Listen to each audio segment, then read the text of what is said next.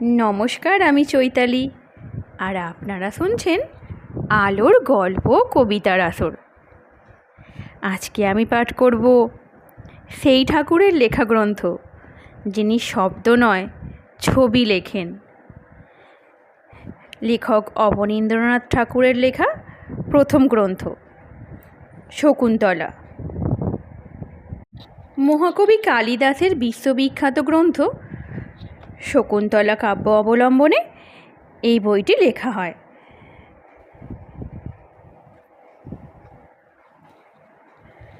এক নিবিড় অরণ্য ছিল, তাতে ছিল বড় বড় বট, সারি সারি তাল তমাল, পাহাড় পর্বত, আর ছিল ছোট নদী মালিনী। মালিনীর জল বড় স্থির, আয়নার মতো, তাতে গাছের ছায়া, নীল আকাশের ছায়া, রাঙা মেঘের ছায়া, উড়ন্ত পাখির ছায়া সকলই দেখা যেত। আর দেখা যেত গাছের তলায় কতগুলি কুটিরের ছায়া। নদী তীরে যে নিবিড় বন ছিল, তাতে অনেক জীবজন্তু ছিল। কত হাঁস, কত বক সারাদিন খালের ধারে বিলের জলে ঘুরে বেড়াতো। কত ছোট ছোট পাখি, কত টিয়া পাখির ঝাঁক গাছের ডালে ডালে গান গাইতো, কোটরে কোটরে বাসা বাঁধত। দলে দলে হরিণ, ছোট ছোট হরিণ শিশু কুশের বনে ধানের খেতে কচি ঘাসের মাঠে খেলা করত।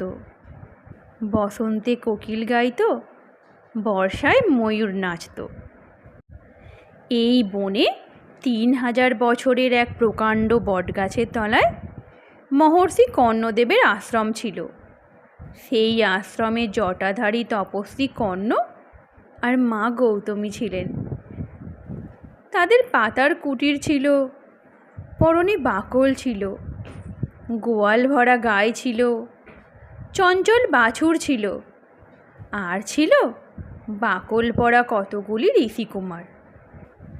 তারা কর্ণদেবের কাছে বেদ পড়ত, মালিনীর জলে তর্পণ করত, গাছের ফলে অতিথি সেবা করত, বনের ফুলে দেবতার অঞ্জলি দিত। আর কি করত? বনে বনে হোমের কাঠ কুড়িয়ে বেড়াতো। কালো গাই ধলো গাই মাঠে চড়াতে যেত। সবুজ মাঠ ছিল, তাতে গাই বাছুর চড়ে বেড়াতো। বনে ছায়া ছিল, তাতে রাখাল ঋষিরা খেলে বেড়াতো।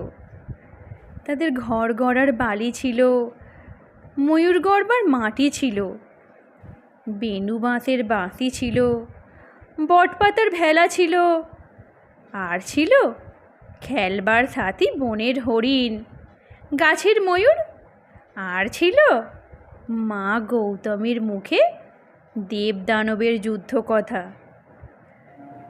তা তো কর্ণের মুখে মধুর সামবেদ গান। সকলই ছিল, ছিল না কেবল আঁধার ঘরের মানিক ছোট মেয়ে শকুন্তলা।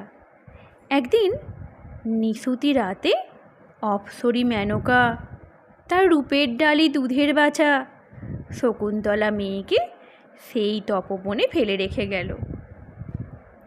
বনের পাখিরা তাকে ডানায় ঢেকে বুকে নিয়ে সারা রাত বসে রইল। বনের পাখিদেরও দয়া মায়া আছে, কিন্তু সেই মেনকা পাতানির কি কিছু দয়া হলো?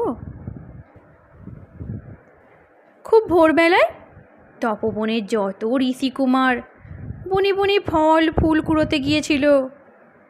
তারা আমলকি বনে আমলকি, হরিতকি বনে হরিতকি, ইংলি ফলের বনে ইংলি কুড়িয়ে নিলে। তারপরে ফুলের বনে পূজার ফুল তুলতে তুলতে পাখিদের মাঝে ফুলের মতো সুন্দর শকুন্তলা মেয়েকে কুড়িয়ে পেলে। সবাই মিলে তাকে কোলে করে তা তো কর্ণের কাছে নিয়ে এলো। তখন সেই সঙ্গে বনের কত পাখি, কত হরিণ সেই তপবনে এসে বাসা বাঁধলে। শকুন্তলা সেই তপবনে সেই বটের ছায়ায় পাতার কুটিরে মা গৌতমীর কোলে পিঠে মানুষ হতে লাগলো। তারপর শকুন্তলার যখন বয়স হলো, তা তো কর্ণ পৃথিবী খুঁজে শকুন্তলার বর আনতে চলে গেলেন। শকুন্তলার হাতে তপবনের ভার দিয়ে গেলেন। শকুন্তলার আপনার মা বাপ তাকে পর করলে, কিন্তু যারা পর ছিল তারা তার আপনার হলো। তা তো কর্ণ তার আপনার, মা গৌতমী তার আপনার, ঋষি বালকেরা তার আপনার ভাইয়ের মতো, গোয়ালের গাই বাছুর সেও তার আপনার, এমনকি বনের লতা পাতা তারাও তার আপনার ছিল। আর ছিল তার বড়ই আপনার দুই প্রিয় সখী, অনসূয়া প্রিয়ম্বদা। আর ছিল একটি মা হারা হরিণ শিশু, বড়ই ছোট, বড়ই চঞ্চল। তিন সখীর আজকাল অনেক কাজ, ঘরের কাজ, অতিথি সেবার কাজ, সকালে সন্ধ্যায় গাছে জল দেবার কাজ, সহকারে মল্লিকালতার বিয়ে দেবার কাজ। আর শকুন্তলার দুই সখীর আর একটি কাজ ছিল, তারা প্রতিদিন মাধবীলতায় জল দিত আর ভাবত কবে ওই মাধবীলতায় ফুল ফুটবে, সেই দিন সখী শকুন্তলার বর আসবে। তাছাড়া আর কি কাজ ছিল? হরিণ শিশুর মতো নির্ভয়ে এ বনে সে বনে খেলা করা, ভ্রমরের মতো লতা বিতানে গুনগুন গল্প করা, নয়তো মরালির মতো মালিনীর হিম জলে গা ভাসানো, আর প্রতিদিন সন্ধ্যার আধারে বনপথে বনদেবীর মতো তিন সখীতে ঘরে ফিরে আসা, এই কাজ। একদিন দক্ষিণ বাতাসে সেই কুসুম বনে দেখতে দেখতে প্রিয় মাধবীলতার সর্বাঙ্গ ফুলে ভরে উঠল। আর সখীর বর আসবে বলে চঞ্চল হরিণীর মতো চঞ্চল অনসূয়া প্রিয়ম্বদা আরও চঞ্চল হয়ে উঠল। দুষ্মন্ত। যে দেশে ঋষির তপবন ছিল সেই দেশের রাজার নাম ছিল দুষ্মন্ত। সেকালে এত বড় রাজা কেউ ছিল না। তিনি পূব দেশের রাজা, পশ্চিম দেশের রাজা, উত্তর দেশের রাজা, দক্ষিণ দেশের রাজা, সব রাজার রাজা ছিলেন। 7 সমুদ্র 13 নদী সব তাঁর রাজ্য। পৃথিবীর এক রাজা, রাজা দুষ্মন্ত। তার কত সৈন্য সামন্ত ছিল, হাতিশালে কত হাতি ছিল, ঘোড়াশালে কত ঘোড়া ছিল, গাড়িখানায় কত সোনার উপর রথ ছিল, রাজমহলে কত দাসদাসী ছিল। দেশ জুড়ে তার সুনাম ছিল, ক্রোশ জুড়ে সোনার রাজপুরী ছিল। আর ব্রাহ্মণ কুমার মাধব্য সেই রাজার প্রিয় সখা ছিল। যেদিন তপবনে মল্লিকার ফুল ফুটল, সেই দিন 7 সমুদ্র 13 নদীর রাজা দুষ্মন্ত প্রিয় সখা মাধব্যকে বললেন, চলো বন্ধু, আজ মৃগয়ায় যাই। মৃগয়ার নামে মাধব্যের যেন জ্বর এলো। গরিব ব্রাহ্মণ রাজবাড়িতে রাজার হালে থাকে, দুবেলা থাল থাল লুচি মন্ডা, ভার ভার ক্ষীর দই দিয়ে মোটা পেট ঠান্ডা রাখে। মৃগয়ার নামে বেচারার মুখ এতটুকু হয়ে গেল। বাঘ ভালুকের ভয়ে প্রায় কেঁপে উঠল। না বলবার জোকি, রাজার আজ্ঞা। অমনি হাতি সাজলো, ঘোড়া সালে ঘোড়া সাজলো, কোমর বেঁধে পালোয়ান এলো, বর্ষা হাতে শিকারি এলো, ধনুক হাতে ব্যাধ এলো, জাল ঘাড়ে জেলে এলো। তারপর সারথি রাজার সোনার রথ নিয়ে এলো। সিংহদ্বারে সোনার কপাট ঝনঝন দিয়ে খুলে গেল। রাজা সোনার রথে শিকারে চললেন। দুপাশে 2 রাজহস্তি চামর দোলাতে দোলাতে চলল।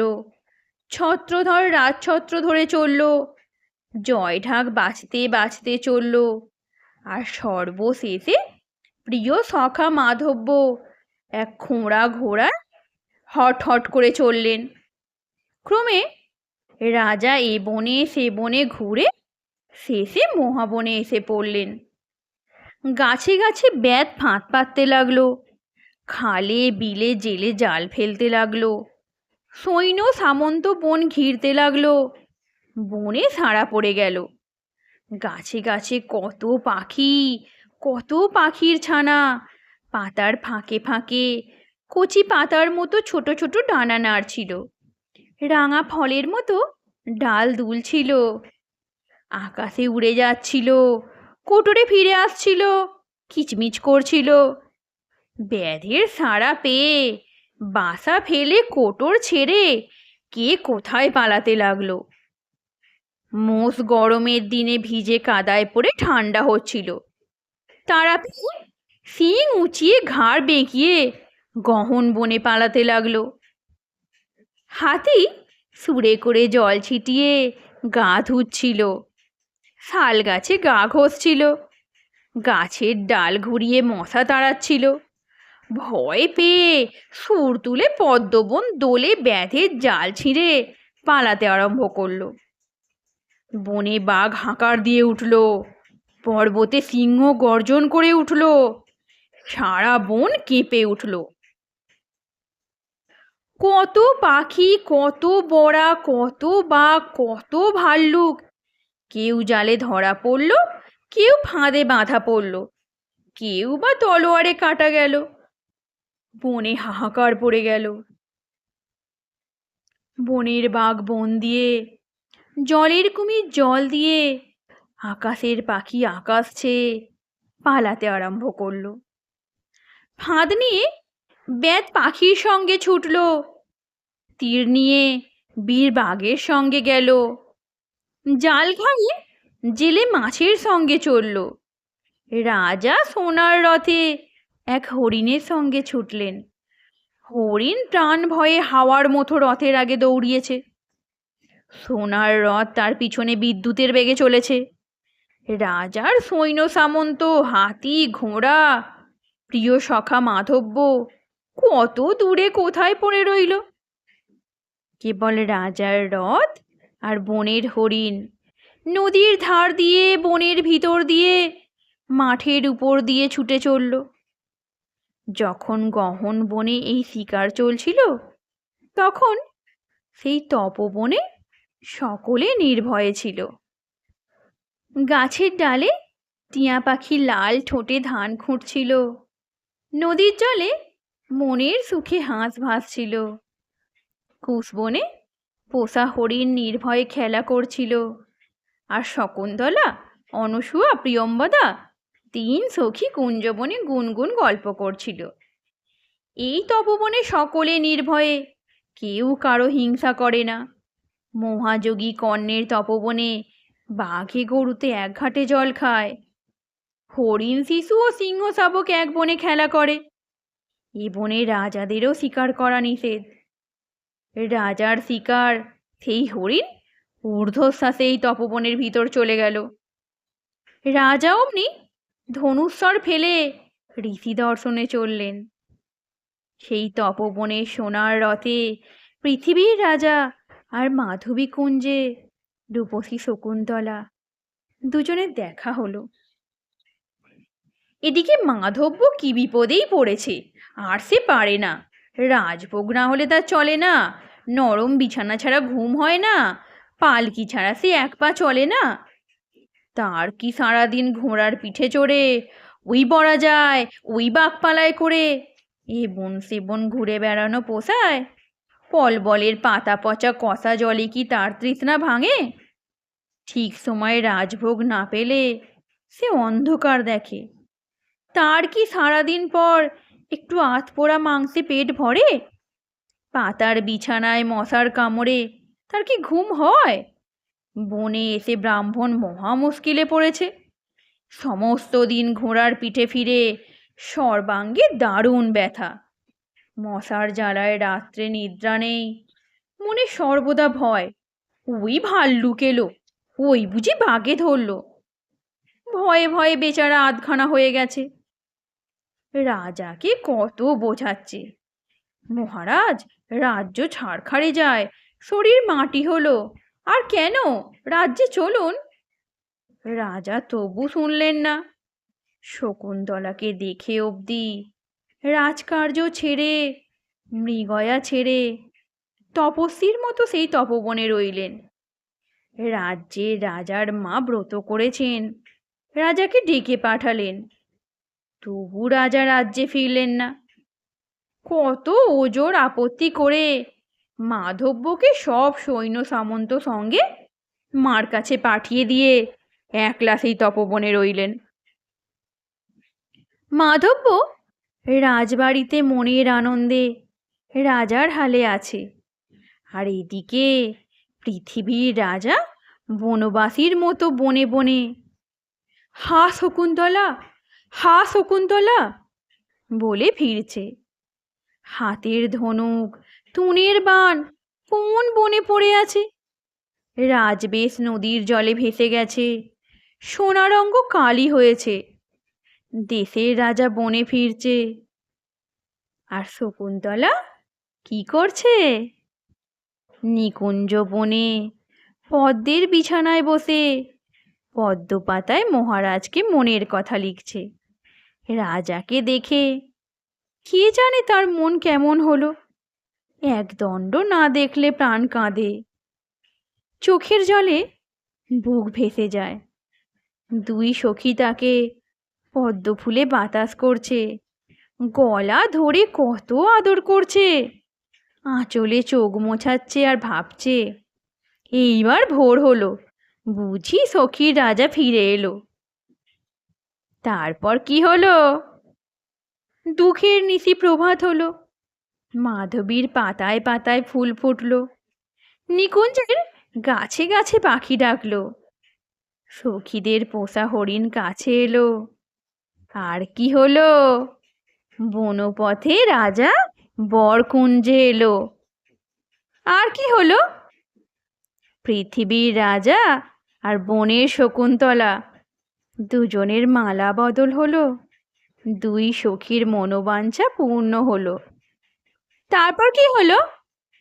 তারপর কত দিন পরে সোনার সাজে সোনার রথ রাজাকে নিয়ে রাজ্যে গেল, আর আঁধার বনপথে দুই প্রিয় সখী শকুন্তলাকে ঘরে নিয়ে গেল। আজকের গল্প এই পর্যন্তই। গল্প পাঠ কেমন লাগছে কমেন্ট করে জানাতে ভুলবেন না। যদি ভালো লাগে লাইক করবেন, চ্যানেলটা সাবস্ক্রাইব করে বন্ধু হয়ে পাশে থাকবেন। ধন্যবাদ।